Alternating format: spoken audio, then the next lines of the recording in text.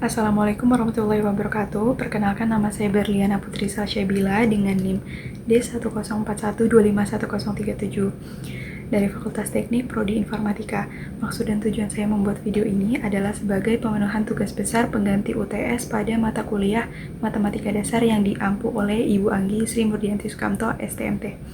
Jadi ini adalah video saya. Terima kasih. Nah, pada kesempatan kali ini saya akan membawakan materi tentang statistika. Adapun materi yang akan dipelajari adalah tentang penyajian data dan juga ukuran pemusatan data. Langsung kita masuk ke materinya. Untuk penyajian data, ini dibagi menjadi dua. Yang pertama adalah penyajian dalam bentuk tabel. Nah, dalam bentuk tabel ini juga dibagi lagi menjadi dua, yaitu tabel distribusi frekuensi data tunggal dan juga tabel distribusi frekuensi data kelompok. Perbedaan tabel distribusi data tunggal dan data kelompok ini terletak pada penyajian data. Tabel data tunggal menampilkan frekuensi setiap nilai individu tanpa dikelompokkan, sedangkan tabel data kelompok menyajikan data dalam bentuk kelas interval untuk data yang lebih besar. Tabel distribusi berfungsi untuk mengetahui jumlah frekuensi dari nilai data. Perhatikan data nilai ulangan 20 peserta didik berikut. Nah, ini ada contohnya yang 30, 60, 50, 40, dan seterusnya. Kemudian untuk data yang banyak ragamnya dapat disajikan dalam bentuk tabel distribusi frekuensi data berkelompok. Dengan tabel ini, data dikelompokkan dalam interval-interval tertentu. Nah, berikut contohnya yang 60, 60, 68, 65. Ini kan ada perbedaannya. Kalau misalnya data tunggal hanya 30, 40, begitu saja. Kalau yang data kelompok ini ada 47 sampai 51, 52 sampai 56, dan begitu seterusnya. Kemudian lanjut, penjelasan tabel distribusi frekuensi data kelompok. Ini contoh tabelnya. Nah, yang pertama ada kelas atau interval, kelompok 47 sampai 51, 52 sampai 56, dan seterusnya dinamakan interval atau kelas. Kemudian untuk batas kelas, itu sebagai contoh untuk kelas 52 sampai 56, batas bawahnya adalah 52 dan batas atasnya adalah 56. Contoh yang lainnya ini seperti 57 sampai 61. Adapun batas bawahnya adalah 57 dan batas atasnya adalah 61. Kemudian panjang kelas dapat diperoleh dengan cara tepi atas dikurang dengan tepi bawah. Kemudian titik tengah atau nilai tengah kelas ini dapat ditentukan dengan cara 1/2 dikali batas bawah kelas ditambah batas atas kelas. Kemudian ada tepi kelas. Dalam tabel kelas 52 sampai 56 sebenarnya menampung berat badan dari 51,5 kg sampai dengan 56,5 kg. Bilangan 51,5 dan 56,5 ini masing-masing disebut tepi bawah dan tepi atas kelas. Itu 52 sampai 56. Next, ada penyajian dalam bentuk diagram. Nah, ini ada contoh-contohnya, bisa diperhatikan sendiri. Ada piktogram, diagram garis, diagram batang, ada tabel, dan juga diagram lingkaran. Kemudian kita masuk yang kedua adalah ukuran pemusatan data. Nah, ini dibagi lagi ada mean, median, dan juga modus. Nah, untuk yang pertama ini kita bahas tentang rataan atau mean dulu. Ini ada rataan data tunggal. Dalam tabel distribusi frekuensi ditampilkan frekuensi dari setiap data. Jumlah dari masing-masing data merupakan hasil kali antara nilai data dan frekuensinya.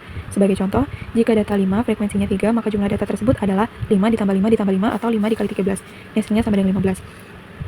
Jumlah data seluruhnya adalah jumlah semua hasil kali tersebut, sedangkan banyaknya data adalah jumlah frekuensi semua datanya. Dengan demikian, rumus rataan data tersebut dapat disesuaikan sehingga rumusnya menjadi X bar sama dengan sigma fx dibagi sigma f. Adapun sigma fx ini adalah jumlah dari hasil kali f dan juga x, dan sigma f ini adalah jumlah frekuensi. Next, contoh dari rataan data tunggal. Ini adalah hitunglah rataan nilai ulangan 20 orang peserta didik yang dibahas pada bagian awal. Nah, ini contoh tabelnya ada di bagian kanan atas, yang kecil. Kemudian kita perlu melengkapi tabel dengan kolom untuk mendaftar hasil perkalian setiap nilai dengan frekuensinya, sehingga mudah dijumlahkan. Setelah dikalikan antara frekuensi dan juga nilainya, dapat diketahui bahwa X bar ini adalah 1200 dibagi dengan 20. 1200 itu adalah hasil kali frekuensi dan juga nilai. Kemudian 20 ini adalah jumlah dari frekuensinya, yang 1 ditambah 2 ditambah 4 ditambah 5 ditambah 5 dan ditambah 3 itu hasilnya 20. Jadi hasil dari 1200 dibagi 20 adalah 60. Kemudian karena tadi kita sudah membahas mean yang rataan data tunggal, sekarang kita bahas yang data berkelompok. Untuk data berkelompok, kita tidak mengetahui persis nilai setiap data. Sebagai contoh, untuk tabel di samping terdapat 2 buah data yang nilainya 21 sampai 25. Tetapi kita tidak mengetahui nilai kedua data itu masing-masing. Untuk memudahkan perhitungan, maka dibuat anggapan atau asumsi bahwa data pada setiap kelas tersebar merata sehingga nilai rataannya sama dengan titik tengah kelas. Dengan asumsi ini, maka perhitungan rataan dapat dilakukan dengan rumus dan cara yang sama dengan perhitungan rataan data tunggal. Kita perlu melengkapi tabel dengan kolom titik tengah X dan hasil kalinya dengan frekuensi atau F dikali X, sehingga rataan mudah dihitung. Nah, ini dapat dilihat dari tabel.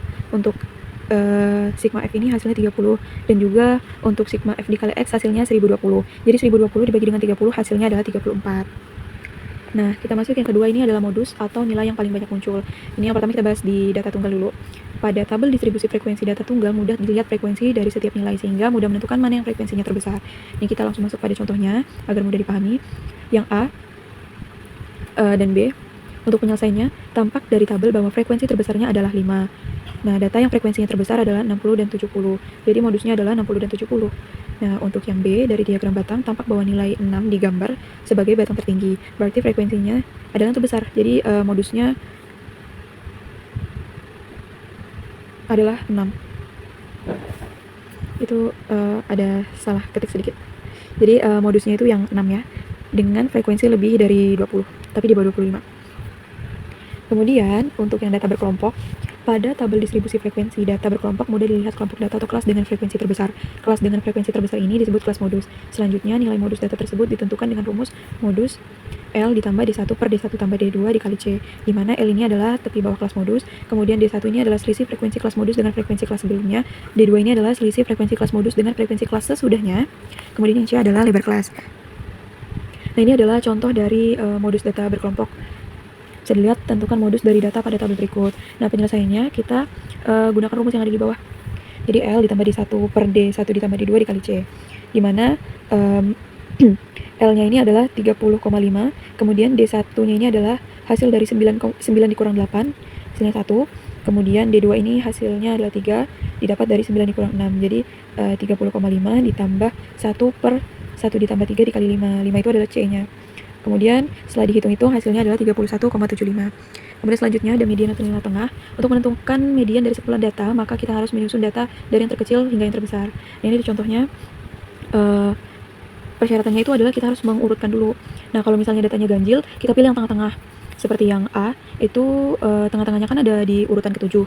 Maka yang diambil adalah yang ada di urutan ke-7 itu, karena yang 7 ada di tengah kan. Berarti median data tersebut adalah 6. Nah, gimana jika problemnya datanya genap? Nah, kalau misalnya datanya genap itu kita bisa menghitungnya dengan cara menjumlahkan dua data yang ada di tengah-tengah. Nah, itu kan contohnya ada 10 angka. Nah, ada dua data yang di tengah-tengah, yaitu urutan ke-5 dan urutan ke-6. Data di urutan ke-5 adalah 5 dan data pada urutan ke-6 itu adalah 6. Jadi, 5 ditambah 6 dibagi dengan 2, jadi mediannya adalah 5,5. Kemudian untuk median data tunggal ini contoh soal dan juga penyelesaiannya dapat dilihat pada layar. Banyaknya data adalah 20. Nah, ini adalah jumlah frekuensi. Berarti ada dua data yang terletak di tengah-tengah, yaitu data pada urutan ke-10 dan juga ke-11. Kedua data adalah 60. Perhatikan bahwa ada 5 buah data 60. Nah, ada 5 buah kan? Berarti mediannya adalah 60 tambah 60 dibagi 2. Itu hasilnya 60. Begitu juga yang B, banyaknya data adalah 100, jumlah frekuensinya 100. Nah, berarti ada dua data yang terletak di tengah-tengah, yaitu data pada urutan ke-50 dan 51. Kedua data adalah 6. Perhatikan bahwa ada 22. Nah, ada 22 buah data 6. Berarti mediannya adalah 6 ditambah 6 dibagi 2, hasilnya 6. Kemudian ini untuk yang median data berkelompok. Seperti halnya pada perhitungan rataan maupun modus, kita tidak mengetahui secara rinci nilai data yang terdapat pada setiap kelompok atau kelas. Nah, ini ada rumusnya, median L ditambah N per 2 dikurang FK per F median dikalikan C. Dimana untuk keterangannya dapat dilihat di bawah. Kemudian contohnya ini, dapat dilihat di tabel, jumlah frekuensi 30 sehingga N per 2 atau 30 dibagi 2 adalah 15, berarti median pada urutan ke-15. Perhatikan bahwa ada data pada kelompok ini, kita tidak perlu mempertimbangkan banyak data ganjil atau genap.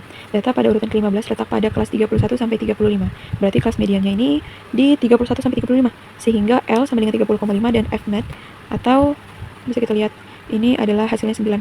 Fnet ini adalah frekuensi kelas median. Di bawah kelas median terdapat dua kelas dengan frekuensi masing-masing 2 dan 8. Berarti FK sama dengan 2 ditambah 8 sama dengan 10, panjang kelas C adalah 5. Nah, dengan demikian median dapat ditentukan dengan kita memasukkan data-data yang sudah kita dapatkan tadi ke dalam rumus. Dapat dilihat bahwa hasilnya adalah 33,28. Sekian, terima kasih.